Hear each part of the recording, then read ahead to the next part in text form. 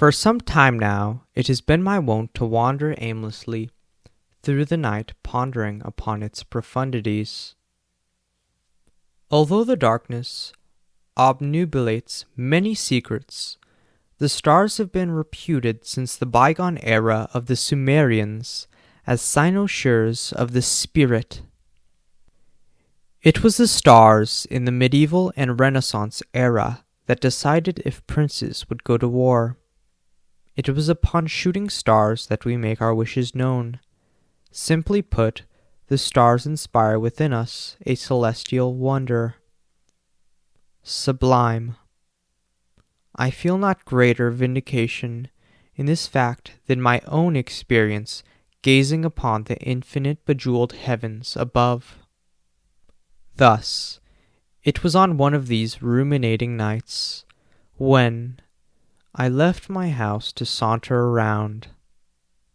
Through the neighborhood I silently ventured while admiring the beaming porch lights that had guided me in the darkness every new moon. Outside of the neighborhood was a long road that stretched far without any houses or additional roads to break its perfect expanse. This road was illuminated by a succession of streetlights that served me as I walked on. Walk on I did that night. I cannot recall the exact thoughts cerebrating through my head that night, but it is unimportant. What is important is that the lights suddenly flickered and died. Yes, the streetlights had gone out. This abrupt lack of light had left me blind and stumbling about without any sense of direction. It was not until those lights once more turned on that I found my position. But, perplexingly, these lights were red. Think about that for a moment. These one-bulb streetlights had changed color, which could only mean two things.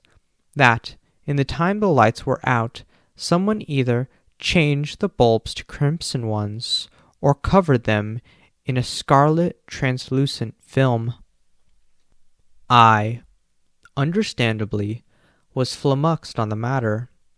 So, bemused, I stood there wondering, for 5 minutes, as the wind blew upon my face, what exactly had happened.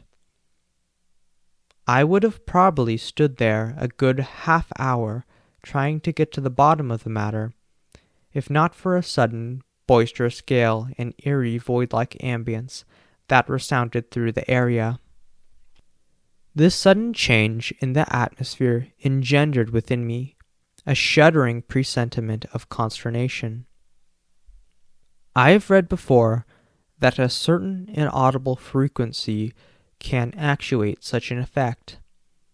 This was my conciliatory explanation for the extreme unease I felt, but even with such a logical explanation, the feeling precipitated thoughts of departure.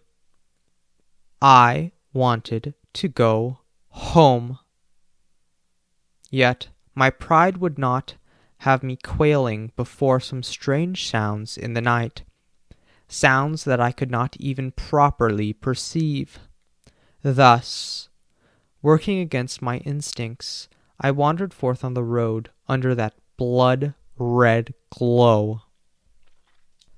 I now admit that I was not thinking earnestly at the time, but I could not admit such a thing then. Walking on, I found myself repeatedly looking over my shoulder. There was never anything there, just empty red roads. I started to laugh nervously. Look how silly I was behaving.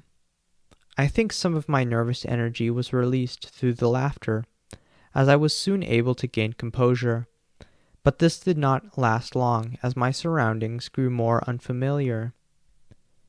Maybe I just had not given enough attention to my surroundings before, or maybe it was the red light, but whatever the reason, the road now looked so strange.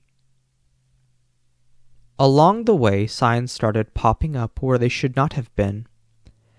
A stop sign on a straight road, a road work ahead sign, a speed bump sign, None of these signs should have been there. It was not until I saw traffic lights that I stopped dead in my tracks. It made not a lick of sense. There was no need for these traffic lights to be here. As I stood there, both slightly rankled and confused by the irrationality of my surroundings, I saw it. Above the traffic lights was a figure hovering in the air. What a potent sense of terror I felt gazing up at that floating thing. Never before had I felt such an overpowering fear. I could only run as far away from that thing as I could get. Eventually, as I ran without once stopping or slackening in pace, the lights turned off. Darkness, blackness, death. I thought I would die, or maybe that I had. But, thankfully, the lights turned back on again in their usual hue. I'm not sure what I saw that night, or even where I went, but there is something I'm sure of. Whatever the thing I saw was, it was not of this world.